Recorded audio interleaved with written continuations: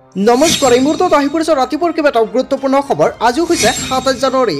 অসমৰ ২৫,০০০ মহিলাক চৰকাৰে প্ৰদান কৰিব ৩,০০০ কোটি টকা আৰু তাৰ বাবে অসমৰ মুখ্যমন্ত্ৰী ডক্টৰ হিমন্ত বিশ্ব শৰ্মাই কেইবাটাও গুৰুত্বপূৰ্ণ সিদ্ধান্ত গ্ৰহণ কৰিছে। যদি আপোনাৰ ৰেচন কাৰ্ড আছে তেন্তে আপোনাৰ বাবে এটা ভাল খবৰ। ৰেচন কাৰ্ড থাকিলে জনতাই পাব ৫টা সুবিধা। লগতে পেঞ্চনক লৈ অসমৰ মুখ্যমন্ত্ৰী ডক্টৰ হিমন্ত বিশ্ব শৰ্মাই কেইবাটাও গুৰুত্বপূৰ্ণ সিদ্ধান্ত গ্ৰহণ কৰিছে। ১০ লাখ পৰিয়ালে নতুনকৈ পাব চৰকাৰী ঘৰ। অৰুণোদয় ৰেচন কাৰ্ডক লৈ মুখ্যমন্ত্ৰী ডক্টৰ হিমন্ত বিশ্ব শৰ্মাই কেইবাটাও বৃহৎ সিদ্ধান্ত গ্ৰহণ কৰিছে। লগতে পিএম কিষাণৰ প্ৰত্যেকজন হিতাধিকাৰী একাউণ্টত অতি শীঘ্ৰে সোমাব পিএম কিষাণৰ ১৯ নম্বৰ কিস্তিৰ টকা। লগতে কেইবাটাও ৰাজনৈতিক খবৰৰ লগতে অৰাজনৈতিক খবৰ যুগুত কৰা হৈছে আজিৰ দিনটোত। গোটেই অসম তথা ভাৰতৰ বিভিন্ন প্ৰান্তৰ পৰা যুগুত হৈছে কেইবাটাও ডাঙৰ খবৰ। এনেবোৰ খবৰ নিতৌ পাই থাকিবলৈ চেনেলটি ছাবস্ক্ৰাইব কৰি ভিডিঅ'টো এটা লাইক কৰিবলৈ নাপাহৰিব। আজিৰ আমাৰ প্ৰথমটো খুবেই গুৰুত্বপূৰ্ণ খবৰ হৈছে অসমবাসীৰ বাবে এটা ডাঙৰ খবৰ। গণৰাজ্য দিৱসৰ দিনটোতে অসমবাসীৰ বাবে কেইবাটাও গুৰুত্বপূৰ্ণ সিদ্ধান্ত গ্ৰহণ কৰিছে। লগতে অসমৰ মুখ্যমন্ত্ৰী ডক্টৰ হিমন্ত বিশ্ব শৰ্মাই উপহাৰ দিলে। অসমৰ ২৫,০০০ নামঘৰ উপহাৰৰ ষ্টললৈ ৩ লাখ কোটি টকা প্ৰদান কৰিব আৰু আনুষ্ঠানিকভাৱে অসমৰ মুখ্যমন্ত্ৰী ডক্টৰ হিমন্ত বিশ্ব শৰ্মাই কৰিলে ঘোষণা। উদাসীন ভকতসকলৰ বাবেও মুখ্যমন্ত্ৰীয়ে দিলে এটা ভাল খবৰ। প্ৰতিমাহে উদাসীন ভকতসকলে লাভ কৰিব ১,৫০০ কোটি টকা। ডিব্ৰুগড়ত গণৰাজ্য দিৱসৰ কাৰ্যসূচীত এয়া ঘোষণা কৰিছে।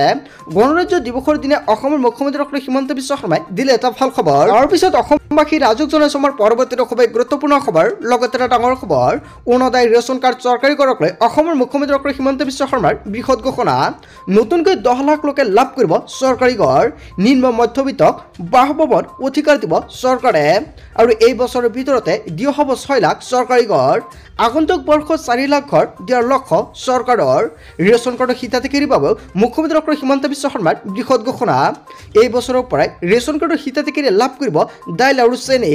অৰুণোদয় হিতাধিকাৰীৰ সংখ্যা বৃদ্ধি কৰিব চৰকাৰে। ৪০ লাখতকৈ বৃদ্ধি হ'ব অৰুণোদয় হিতাধিকাৰীৰ সংখ্যা।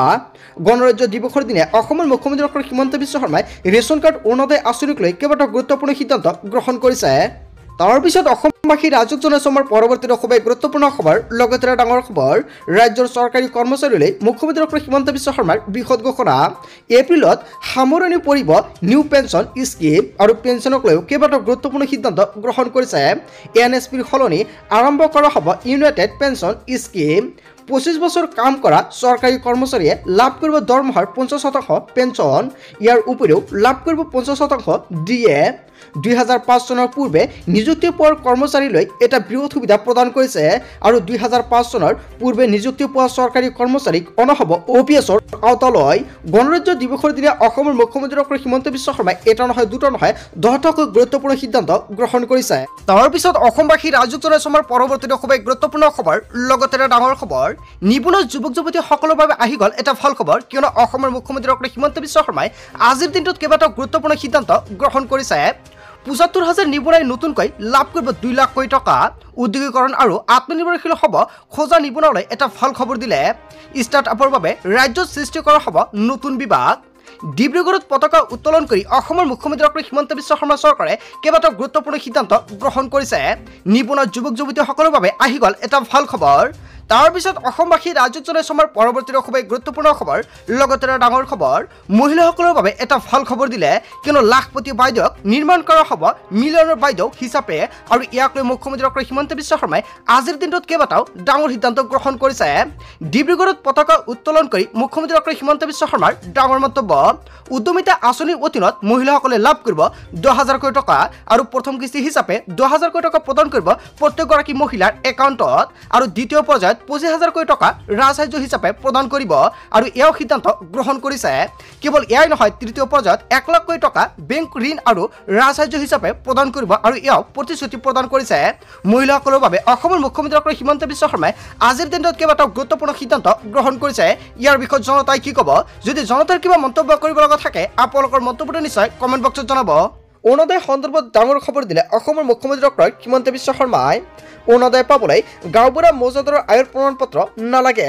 ৰেচন কাৰ্ড থাকিলে লাভ কৰিব অৰুণোদয় আঁচনি মাইক্ৰ'ফাইনেন্সৰ ঋণ বা সন্দৰ্ভত অসমৰ মুখ্যমন্ত্ৰী ডক্টৰ হিমন্ত বিশ্ব শৰ্মাই কেইবাটাও গুৰুত্বপূৰ্ণ সিদ্ধান্ত গ্ৰহণ কৰিছে দ্বিতীয় পৰ্যায়ৰ কাৰ্যসূচীত ৩৭ সমষ্টিৰ পৰিয়াললৈ ৰেচন কাৰ্ড বিতৰণ কৰা হ'ব আৰু ৰেচন কাৰ্ড থকা মহিলাই লাভ কৰিব ৫ লাখ টকা পৰ্যন্ত চিকিৎসা সেৱা ৰেচন কাৰ্ডেই হৈছে শেষ চাৰ্টিফিকেট ৰেচন কাৰ্ড থাকিলে একো চাৰ্টিফিকেট নালাগে ৰেচন কাৰ্ড দেখুৱালে বিনামূলীয়াকৈ নামভৰ্তি হ'ব মহাবিদ্যালয়ত ৰেচন কাৰ্ডত দাইল আৰু চেনি সুলভ মূল্যৰ দোকানত দিয়াৰ বাবে লোৱা হ'ব ব্যৱস্থা অৰুণোদয় সন্দৰ্ভত অসমৰ মুখ্যমন্ত্ৰী ডক্টৰ হিমন্ত বিশ্ব শৰ্মাই এখন গুৰুত্বপূৰ্ণ সিদ্ধান্ত গ্ৰহণ কৰিছে এইবাৰ গাঁৱত নহয় চহৰ অঞ্চলতো লাভ কৰিব অৰুণোদয় আঁচনিৰ সুবিধা যদি আপুনি চহৰত বাস কৰি আছে আপোনাৰ বাবে এটা ভাল খবৰ ২৫ জানুৱাৰীৰ মুখ্যমন্ত্ৰী ডক্টৰ হিমন্ত বিশ্ব শৰ্মাই তিনিটাকৈ বৃহৎ সিদ্ধান্ত গ্ৰহণ কৰিছে শীঘ্ৰে নগৰ অঞ্চলত আৰম্ভ হ'ব অৰুণোদয় আঁচনি নতুনকৈ আৰু বহু মহিলাক সামৰি ল'ব এই আঁচনিয়ে গাঁও অঞ্চলৰ পিছত নগৰ অঞ্চলতো আৰম্ভ হ'ব অৰুণোদয় 3.0 আৰু মুখ্যমন্ত্ৰী উদ্যমিতা আঁচনিক লৈ অসমৰ মুখ্যমন্ত্ৰী ডক্টৰ হিমন্ত বিশ্ব শৰ্মাই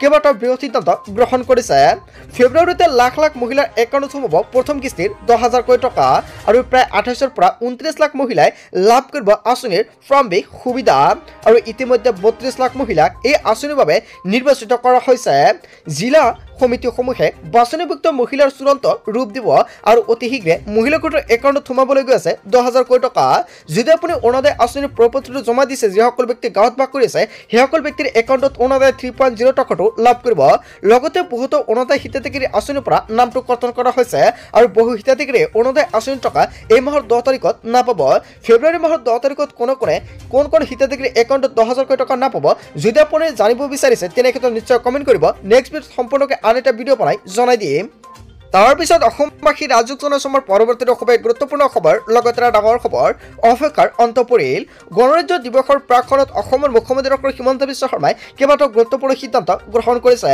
শীঘ্ৰে ঘোষণা হ'ব এডিআৰিৰ ফলাফল ইতিমধ্যে সম্পূৰ্ণ হৈছে নিৰীক্ষণৰ কাম কাজ ফেব্ৰুৱাৰীৰ শেষৰ সপ্তাহত অথবা মাৰ্চৰ প্ৰথম সপ্তাহতে ঘোষণা হ'ব এডিআৰিৰ ফলাফল স্বচ্ছতাৰ সৈতে প্ৰকাশ কৰিব পৰীক্ষাৰ ফলাফল ফেচবুক লাইভ যুগত অসমৰ মুখ্যমন্ত্ৰী ডক্টৰ হিমন্ত বিশ্ব শৰ্মাই কেইবাটাও গুৰুত্বপূৰ্ণ সিদ্ধান্ত গ্ৰহণ কৰিছে অৱশেষত অপেক্ষাৰ অন্ত পৰিল আৰু শীঘ্ৰে ডেটটো ফিক্স কৰিব যেতিয়া ডেটটো ফিক্স কৰে সম্পূৰ্ণকৈ জানিব পাৰিব এইটো চেনেলৰ জৰিয়তে তাৰ পিছত অসমবাসী ৰাজুক জনসমৰ পৰৱৰ্তী খুব গুৰুত্বপূৰ্ণ খবৰ লগতে ডাঙৰ খবৰ চলিত বৰ্ষতে ৫০,০০০ চাকৰি দিয়া হ'ব হয় বন্ধুসকল চৰকাৰী চাকৰিক লৈ অসমৰ মুখ্যমন্ত্ৰী ডক্টৰ হিমন্ত বিশ্ব শৰ্মাৰ বৃহৎ ঘোষণা চলিত বৰ্ষতে ৫০,০০০ চৰকাৰী চাকৰি দিয়া হ'ব নিযুক্তি গণৰাজ্য দিৱসৰ পতাকা উদ্বোধন কৰি অসমৰ মুখ্যমন্ত্ৰী ডক্টৰ হিমন্ত বিশ্ব শৰ্মাই ডাঙৰ মন্তব্য কৰিলে সম্পূৰ্ণ স্বচ্ছতাৰে ৫০,০০০ নিবনুৱাক পুনৰ চাকৰি প্ৰদানৰ প্ৰতিশ্ৰুতি দিলে গণৰাজ্য দিৱসৰ দিনটোতেই ৰাজ্যৰ মুখ্যমন্ত্ৰী ডক্টৰ হিমন্ত বিশ্ব শৰ্মাৰ ডাঙৰ মন্তব্য চলিত বৰ্ষতে ৫০,০০০ চৰকাৰী চাকৰি দিয়া হ'ব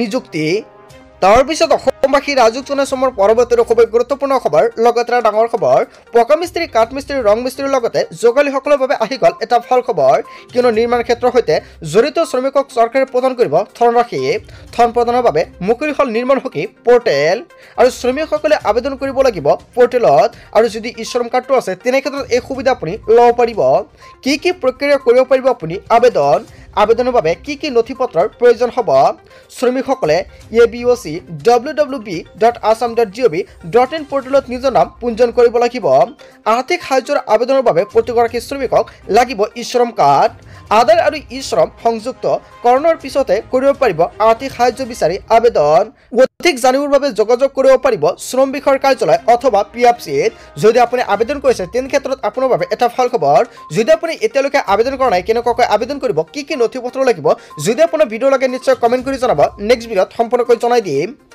তাৰ পিছত অসমবাসী ৰাজুক জনসমৰ পৰৱৰ্তী খুব গুৰুত্বপূৰ্ণ খবৰ লগতে এটা ডাঙৰ খবৰ প্ৰধানমন্ত্ৰী গ্ৰামীণ আৱাস যোজনাৰ ঘৰ নোপোৱাসকলৰ বাবে এটা ডাঙৰ খবৰ শীঘ্ৰে সকলো হিতাধিকাৰীয়ে লাভ কৰিব এই আৱাস যোজনাৰ ঘৰসমূহ তালিকাত নাম নথকা পিছতো আপুনি কেনেকুৱাকৈ চৰকাৰী ঘৰ লাভ কৰিব আৰু তালিকাত নাম থকাৰ পিছতো আপুনি চৰকাৰী ঘৰ পোৱা নাই নেকি তেনে ক্ষেত্ৰত নিশ্চয় কমেণ্ট কৰি জনাব অথবা একাউণ্টত ধন জমা হোৱা নাই নেকি আপোনাৰ সকলো যোগ্য দৰিদ্ৰ হিতাধিকাৰীয়ে ঘৰ পোৱাটো নিশ্চিত কৰিছে চৰকাৰে যদি আপুনি চৰকাৰী ঘৰ প্ৰথম কিস্তি লাভ কৰিছে দ্বিতীয় কিস্তি পোৱা নাই নেকি অথবা দ্বিতীয় কিস্তি লাভ কৰিছে তৃতীয় কিস্তি পোৱা নাই নেকি যদি এনেকুৱাকৈ সমস্যা হৈছে প্ৰথমতে নিশ্চয় কমেণ্ট কৰি জনাব লগতে আপোনাৰ চৰকাৰী ঘৰৰ তালিকাত যদি নামটো আছিলে আপুনি ঘৰ পোৱা নাই নেকি আৰু ইয়াৰ বাবে কোনো মধ্যভোগীয়ে ঘৰ কৰ্তন অথবা ধন সৰলীকৰণ কৰিব নোৱাৰিব পিএমইৱাইকে ধৰি গ্ৰাম উন্নয়নৰ সকলো আঁচনিৰ বাবে এতিয়া বাধ্যতামূলক হৈ পৰিছে এবিপিএছ ধন লাভৰ বাবে ডিবিটিৰ জৰিয়তে জৰিয়তে একত্ৰিত কৰি ABPS নিশ্চিত কৰিছে জমা ধন